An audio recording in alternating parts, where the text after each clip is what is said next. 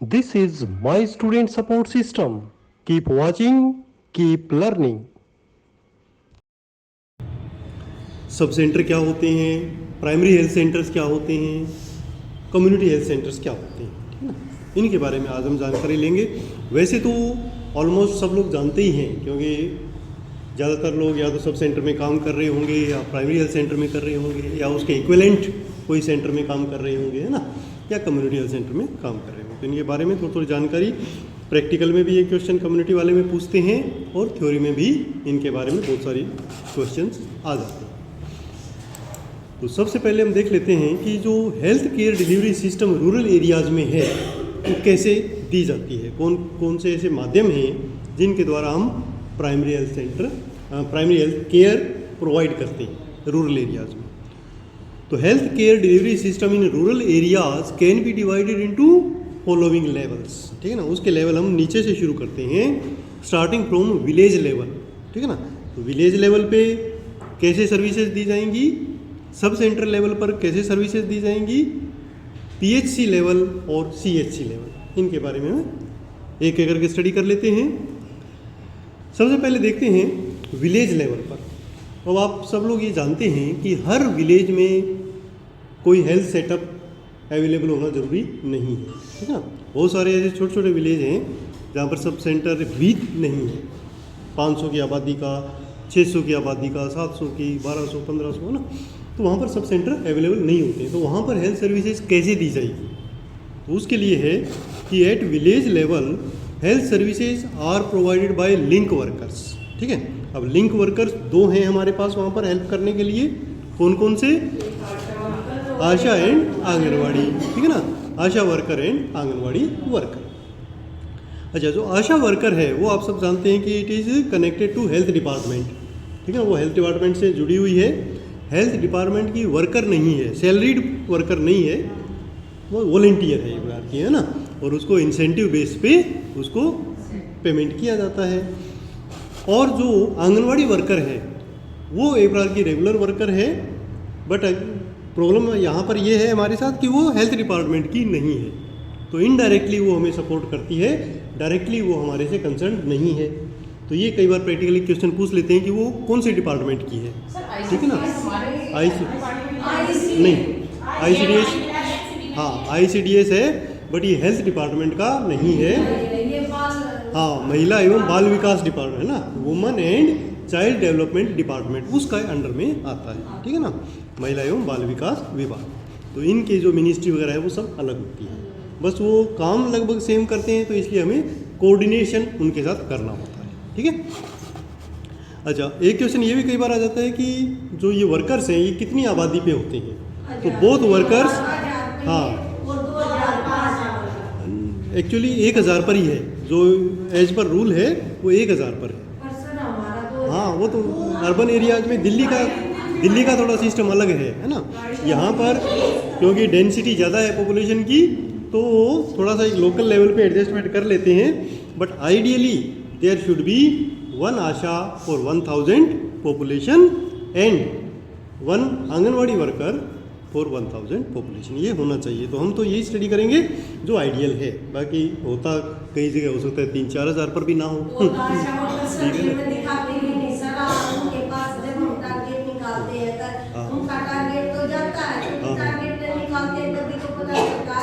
Population कितनी है,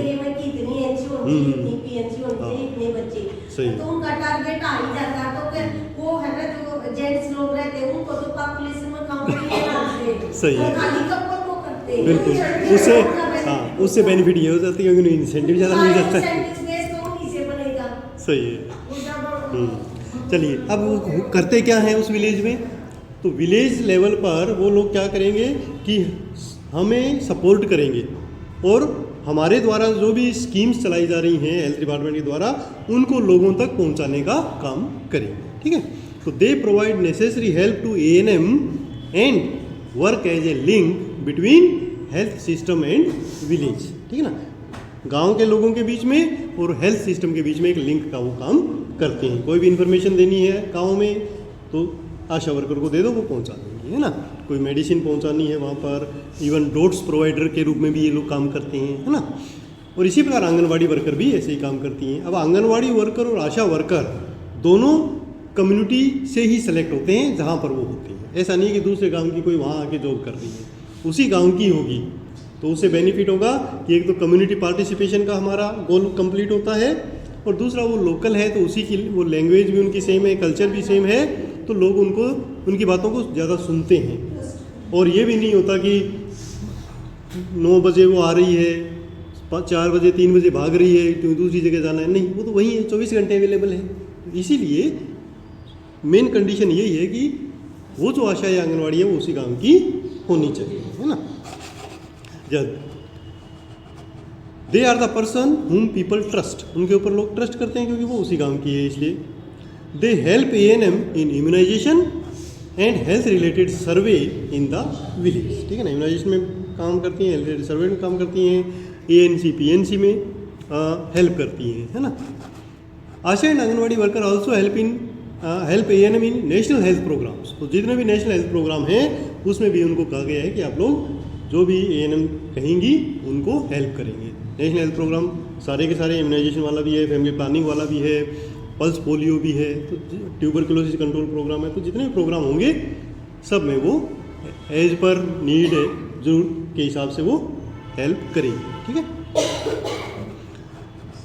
अच्छा, they also help in registering antenatal mothers and providing antenatal care, ठीक है ना, उनको रजिस्टर करना है और उनको आगे केयर देने में भी हेल्प करती हैं। Anganwadi worker is also concerned with supplementary nutrition, anganwadi ज़्यादा ये हेल्प के जितनी आशा करती है हेल्थ डिपार्टमेंट में, हेल्प उतनी आंगनवाड़ी नहीं करती है, क्योंकि वो प्राइमरी कंसर्न होती हैं सप्लीमेंट्री न्यूट्रिशन देने के लिए बच्चों को और प्रेग्नेंट मदर्स को, और इनफॉर्मल एजुकेशन थोड़ी बहुत वो दे देती है ना। अच्छा, उसके बाद उससे हायर लेवल आता है सब सेंटर, ठीक है ना, उप स्वास्थ्य केंद्र।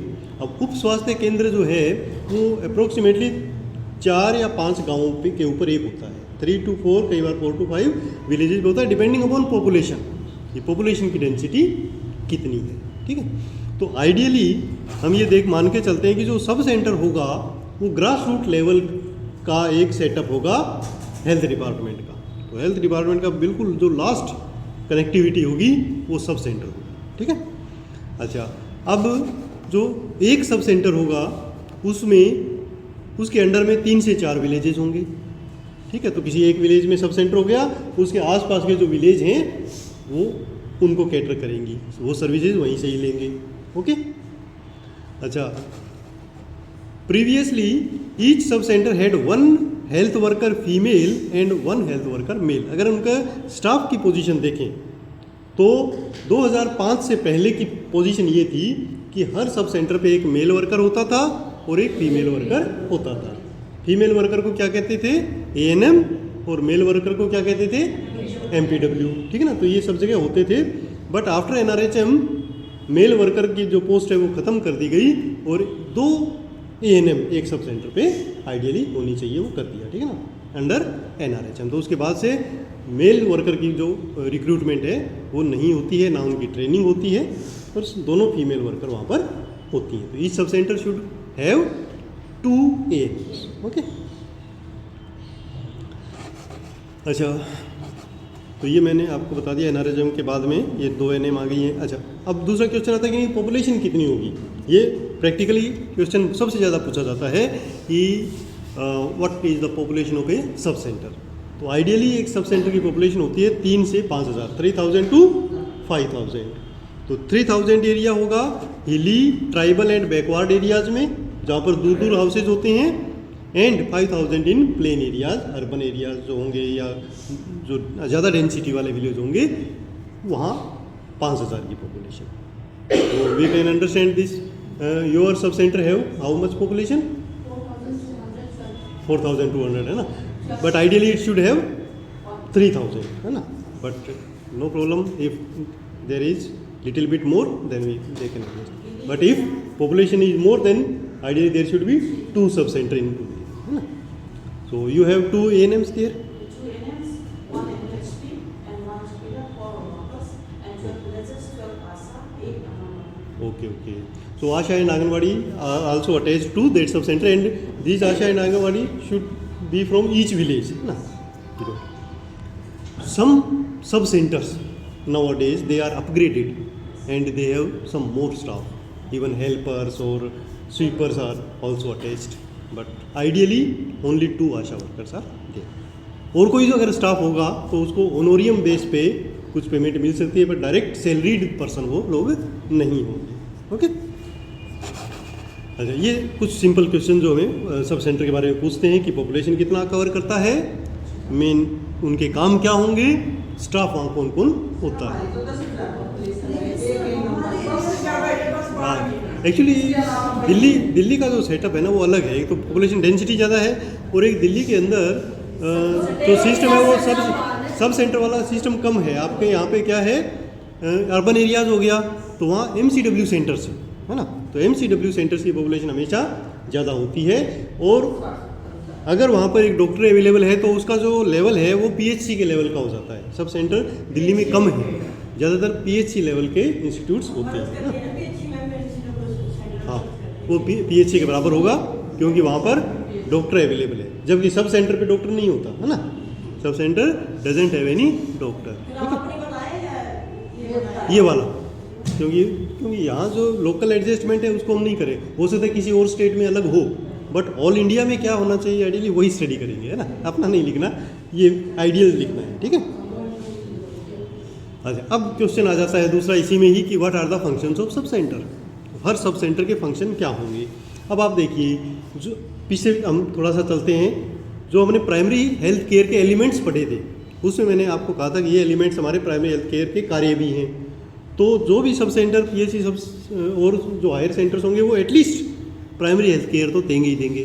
तो वो सारे पॉइंट हमारे यहाँ पर दोबारा से कवर हो सकते हैं। अगर हमने एलिमेंट याद है तो वो हम यहाँ लिख देंगे। तो functions of sub centre include, एक तो maternal and child health service वो वहाँ भी थी, ठीक है ना, MCH केयर हो गया, इम्यूनाइजेशन सर्विसेज हो गया, इसके अलावा फैमिली प्लानिंग सर्विसेज वो भी वहाँ थी, यहाँ भी है। उसके अलावा safe abortion service, safe drinking water, nutrition, उसके बारे में हेल्थ एजुकेशन देना, and implementation of national health programme. जितने भी नेशनल हेल्थ प्रोग्राम है वो भी सब सेंटर के माध्यम से हमें वो करना है उनको। इसके अलावा survey, data collection and community need assessment, ये ऑनगोइंग प्रोग्राम हमारे चलते रहेंगे हर सब सेंटर पर। और टाइमली जो ANM है वो वहाँ से जो विलेज बसते हैं उनके नीचे 2 या 3 जहाँ पर सब सेंटर नहीं है वहाँ भी ANM के माध्यम से अपनी सर्विसेज प्रोवाइड करवाएंगे, ठीक है। तो ये एक लाइन भी हम लास्ट में इसमें लिख सकते हैं। अब नेक्स्ट हायर सेंटर पे चलते हैं। नेक्स्ट हायर सेंटर क्या होगा, प्राइमरी हेल्थ सेंटर। तो प्राइमरी हेल्थ सेंटर जो होगा वो ये सब सेंटर का सीनियर हो गया, ठीक है ना। और वहाँ पर जो इंचार्ज होगा वो एक मेडिकल ऑफिसर होगा, ठीक है। तो ये जितने भी नीचे के सब सेंटर होंगे उसके अंडर में वो सब उसको रिपोर्ट करेंगे, ठीक है ना। तो sub centre always send their report to PHC को रिपोर्ट सबमिट करेंगे। और एक बार कई बार ये क्वेश्चन भी पूछ लेते हैं कि जो मंथली मीटिंग होती है सभी ANMs की सब सेंटर्स के वो PHC के ऊपर होती है, ठीक है ना। तो PHC का जो इंचार्ज होगा मेडिकल ऑफिसर वो उनका भी इंचार्ज माना जाएगा, सुपरवाइजर माना जाएगा, ठीक है। तो primary health centre is a health facility which covers population of 20,000 to 30,000, ठीक है ना। तो आइडियली एक प्राइमरी हेल्थ सेंटर की जो पॉपुलेशन होगी वो 20,000 से 30,000 होगी। अगेन डिवीजन वही है कि 20,000 पॉपुलेशन के आसपास हिली एरियाज़ में, ट्राइबल एरियाज़ में और बैकवर्ड एरियाज़ में, डेजर्ट एरिया में जहाँ पर हाउसेज दूर दूर हैं वहाँ, और जो अर्बन या जो densely populated area plain areas हैं वहाँ पर 30,000 पर एक PHC होगा। और एक PHC नॉर्मली 3 to 4 सब सेंटर्स उसके अंडर में होंगे, ओके। कई जगह 4 हैं, कई बार 3 हैं, कुछ जगह पे 5 भी हैं, बट नॉर्मली 3 to 4 होने चाहिए।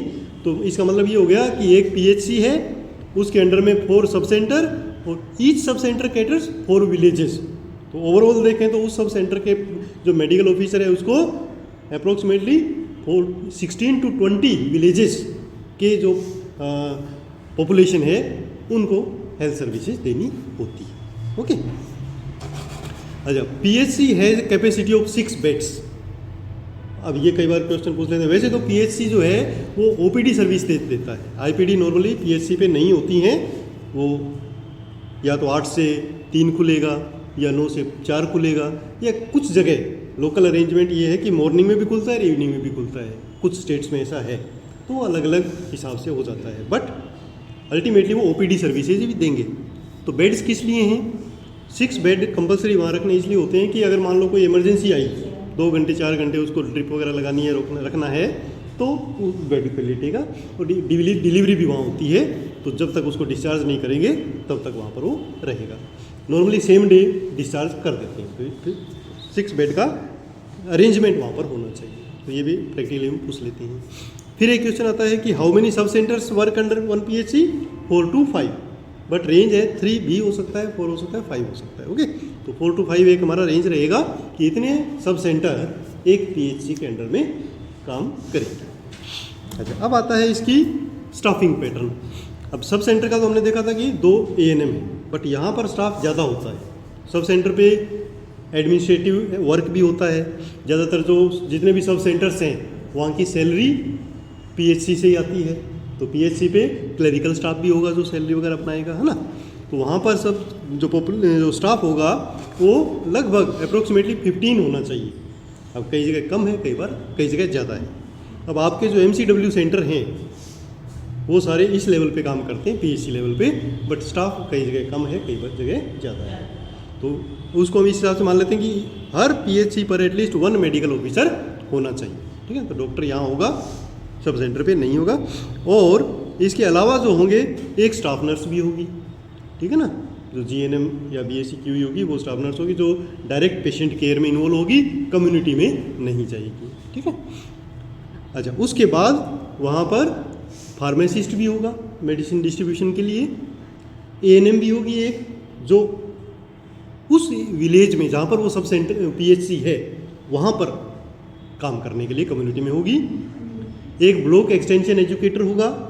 ठीक है ना, ये प्रकार का जो स्पेशलिस्ट एजुकेशन और काउंसलिंग के लिए होता है। ठीक है ना, आजकल वैसे धीरे धीरे ये पोस्ट ख़त्म कर रहे हैं। आजकल ये काम या तो कम्युनिटी हेल्थ नर्सिंग ऑफिसर, ठीक है ना, PHNO या CHO ये करते हैं, है ना। अदरवाइज पहले ये होते थे, अब ये पोस्ट बंद हो गई है ना। बट स्टिल बुक्स में लिखा हुआ है जब तक वो लोग रिटायर नहीं होंगे तब तक तो होंगे। क्योंकि अभी भी मैंने कई सब सेंटर पे विजिट किया है, वहाँ पर वो हैं, but till after retirement that post will be करना तो चाहिए आइडियली।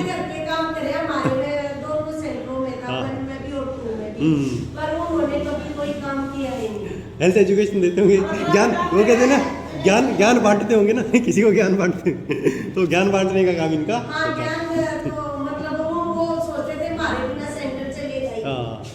बट वो है, इसीलिए अब उनका पोस्ट वो खत्म हो रही है, धीरे धीरे खत्म हो जाएगी। इसके अलावा एक हेल्थ असिस्टेंट होगा मेल एंड एक हेल्थ असिस्टेंट होगी फीमेल। तो जो हेल्थ असिस्टेंट फीमेल है वो LHV है, जो ANM से प्रमोट होगी। अच्छा, हेल्थ असिस्टेंट मेल पहले होते थे, जो MPW होते थे वो प्रमोट होके हेल्थ असिस्टेंट मेल बनते थे, LHV के इक्विवेलेंट होते थे। बट अब वो पोस्ट भी खत्म हो गई है, तो NRHM के तहत ये पोस्ट भी लैप्स हो जाएगी और उसकी जगह अगेन LHV 2 हो जाएगी। ठीक है ना, ये सिस्टम रहेगा। इसके अलावा UDC होगा, वहाँ क्लरिकल स्टाफ होगा काम करने के लिए। एक LDC होगा, एक लैब टेक्नीशियन भी होगा, क्योंकि हर PHC पे जो यूरिन एग्जामिनेशन, स्लाइड और मलेरिया ये सारे टेस्ट नॉर्मल होंगे, तो एक लैब टेक्नीशियन की पोस्ट भी वहाँ होती है। एक ड्राइवर होता है अगर एम्बुलेंस है तो, कुछ जगह एम्बुलेंस नहीं है तो ड्राइवर नहीं होगा। इसके अलावा MTS यानी ग्रुप D, जिसके अंदर स्वीपर, चौकीदार, ये भी 4 होंगे। तो टोटल ओवरऑल एटलीस्ट 15 का स्टाफ एक PHC पर होना चाहिए। ओके, अच्छा आगे चलते हैं। What are the functions of PHC? तो PHC पे क्या क्या काम होंगे?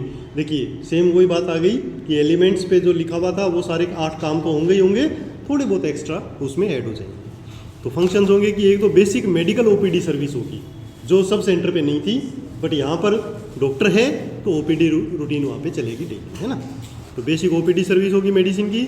इसके अलावा MCH केयर होगा ही होगा, फैमिली प्लानिंग सर्विसेज भी वहाँ होंगी,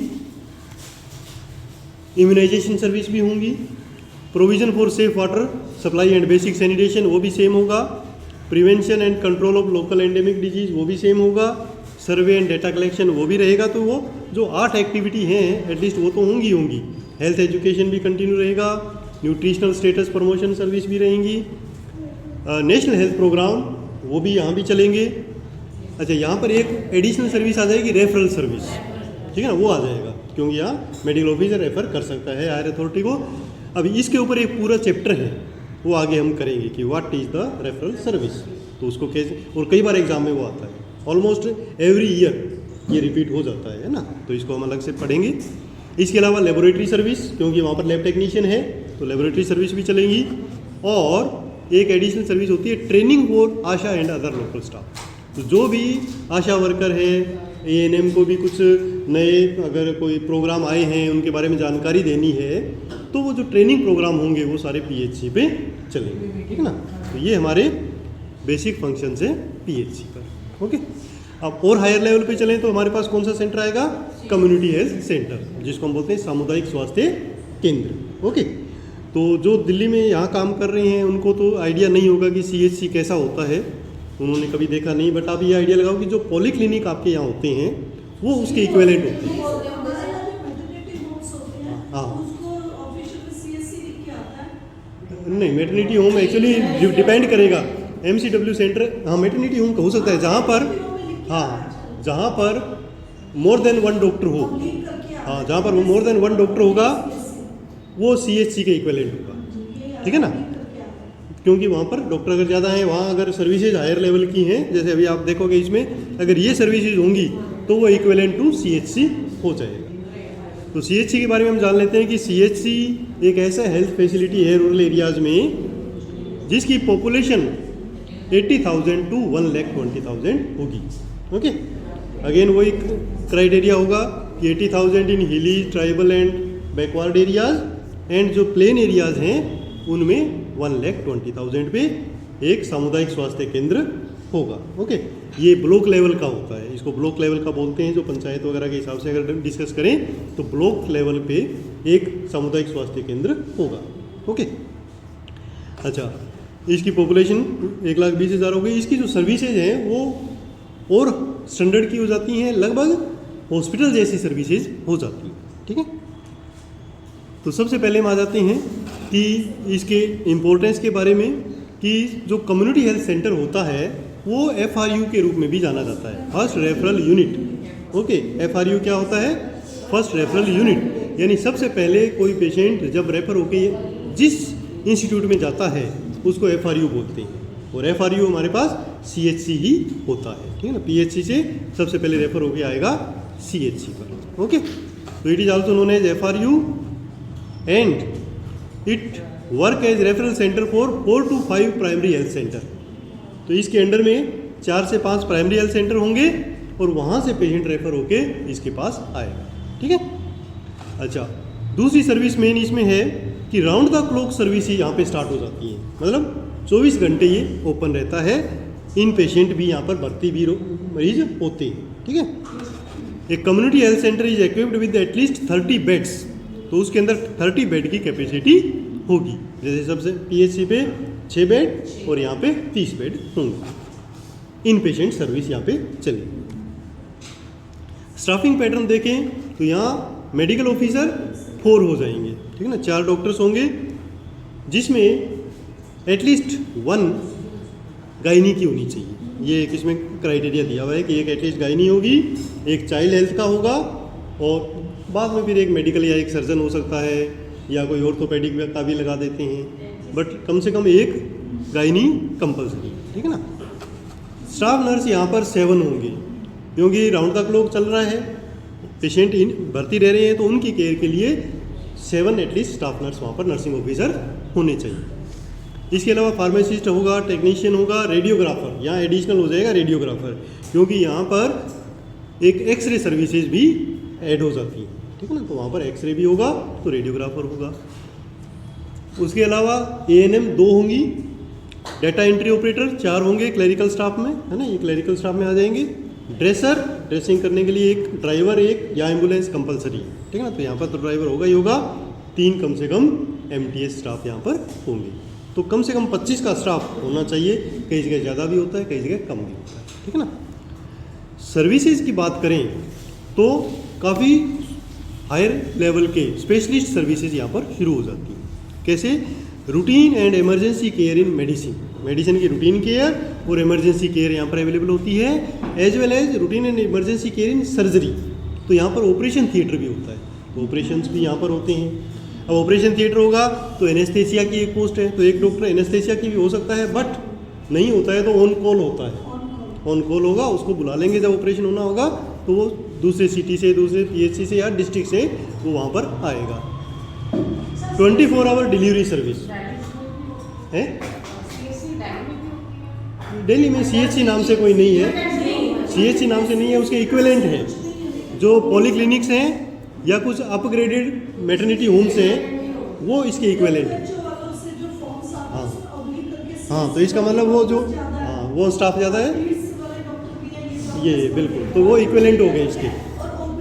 हाँ, तो जो हमारा नेशनल लेवल पे जो फॉर्मेट बनते हैं वो तो सीएचसी के हिसाब से बनते हैं, तो जो सीएचसी वाला फॉर्मेट है वो मैटरनिटी होम या पॉलीक्लिनिक में जाएगा, है ना। और 24 आवर डिलीवरी सर्विस, मतलब डिलीवरी वहाँ पर 24 घंटे होगी, और LSCS ऑपरेशन भी होंगे, अगर ऑपरेशन से होना है तो वो भी होंगे। तो पीएचसी से वहाँ पर स्टाफ रेफर हो, जो प्रेग्नेंट लेडी यदि हाई रिस्क है तो वो रेफर होके आएगी सीएचसी पर, और वहाँ सर्जरी हो सकती है, ठीक है। इसके अलावा ऑब्स्टेट्रिक केयर इंक्लूडिंग LSCS हो, ये हमने अभी डिस्कस कर ही लिया। Full range of family planning service, family planning की फुल रेंज होगी यहाँ पर, ठीक है ना। Even DNC, abortion, safe abortion, वो भी यहाँ पर शुरू हो जाएंगे, है ना। और क्या है? Child health services, routine and emergency paediatric service भी होंगी, basic laboratory service including x-ray, यहाँ पर एक्सरे सर्विसेज भी शुरू हो जाएंगी। एम्बुलेंस एंड ट्रांसपोर्टेशन सर्विस, ठीक है, एम्बुलेंस भी वहाँ होगी, 24 घंटे फैसिलिटी होगी।